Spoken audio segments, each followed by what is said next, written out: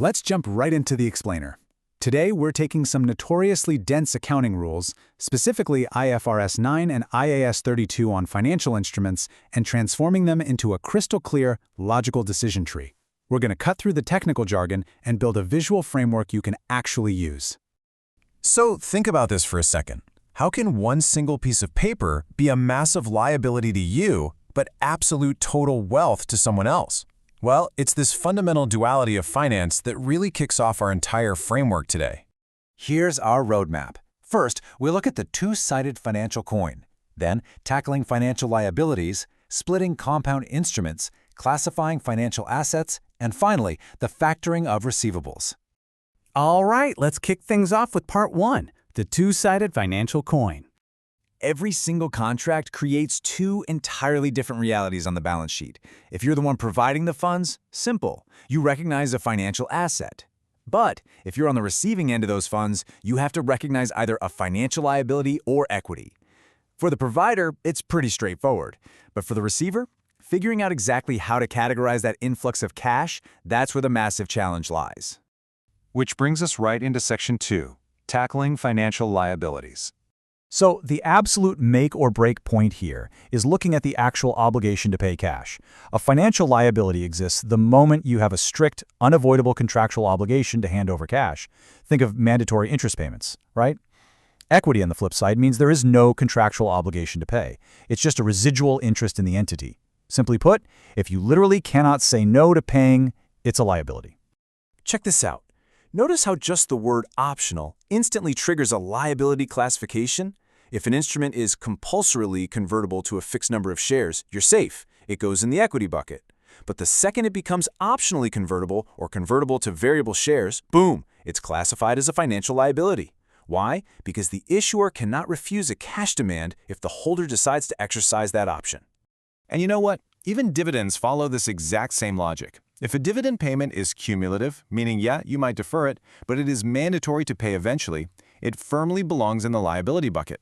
But if it's non-cumulative and entirely at the discretion of the company, it gets to stay in equity. Okay, let's move on to Section 3, splitting compound instruments. This is where things get a little tricky because we encounter the compound financial instrument. It's basically a hybrid contract, like a convertible bond, that actually contains both a financial liability component and an equity component. Because it's a hybrid, accounting rules make us do what's called split accounting.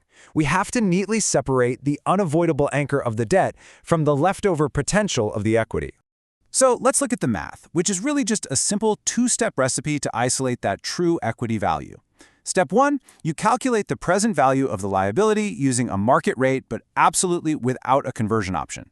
Step 2, you take that liability's present value and deduct it from the total cash proceeds you originally received. Whatever is left over, that is your residual equity component.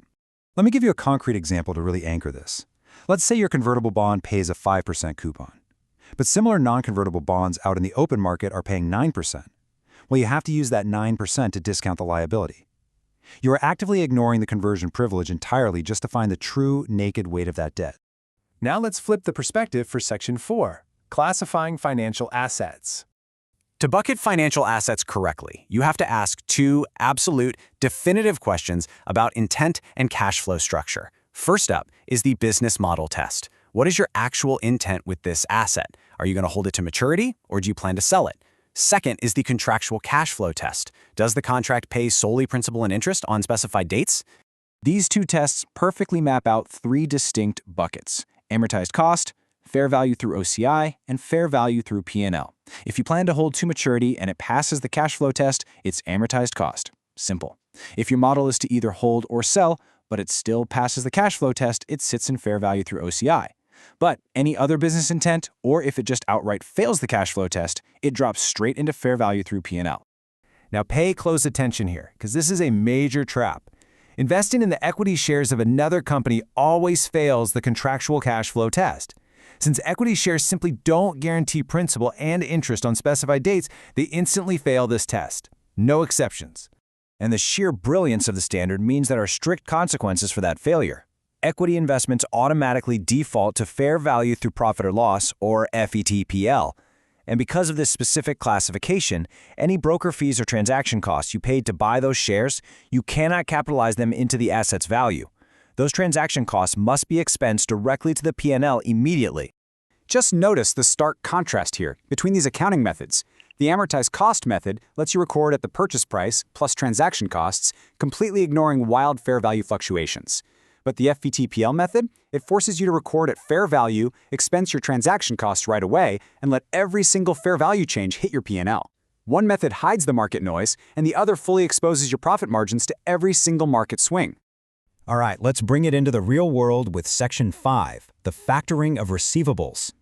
So, imagine this. You hand off a receivable to a factoring agent for cash today. Did you actually sell the asset, or did you just take out a secret loan? Honestly, this is the ultimate trick question in financial reporting, and the answer depends entirely on who is left holding the bag if things go wrong. Look at the two distinct realities we have here. In a non-recourse arrangement, you have fully transferred the risk of default. It's a genuine sale, which means you derecognize the financial asset entirely. But in a with-recourse arrangement, you retain the risk of default. It's merely a financing arrangement, so you do not derecognize the asset. Put simply, if the factoring agent takes the loss when a customer defaults, it's a true sale. If you have to pay them back, it's not. Let's see how this actually plays out in the accounting for with recourse factoring. First, you keep the original financial asset right there on your balance sheet. Second, you recognize the cash received from the factor as a brand new financial liability, effectively a loan.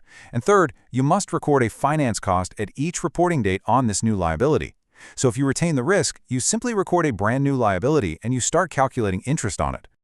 Before we wrap up today, let's put together an ultimate cheat sheet for which discount rate to apply across these different scenarios we've talked about. For a normal liability without transaction costs, just use the coupon rate. If it does have transaction costs, you need to use the effective interest rate. And for our hybrid compound financial instruments, remember to use the market rate, completely ignoring the conversion option. So the next time you're analyzing a complex contract, I want you to ask yourself, who truly holds the risk and who merely holds the illusion of reward? By following this decision tree, checking for contractual obligations, intent, and cash flow structures, you're never going to be fooled by the surface of a financial instrument again. You now have the exact framework to separate liabilities from equity and true sales from secret loans. Thanks so much for exploring this explainer with me.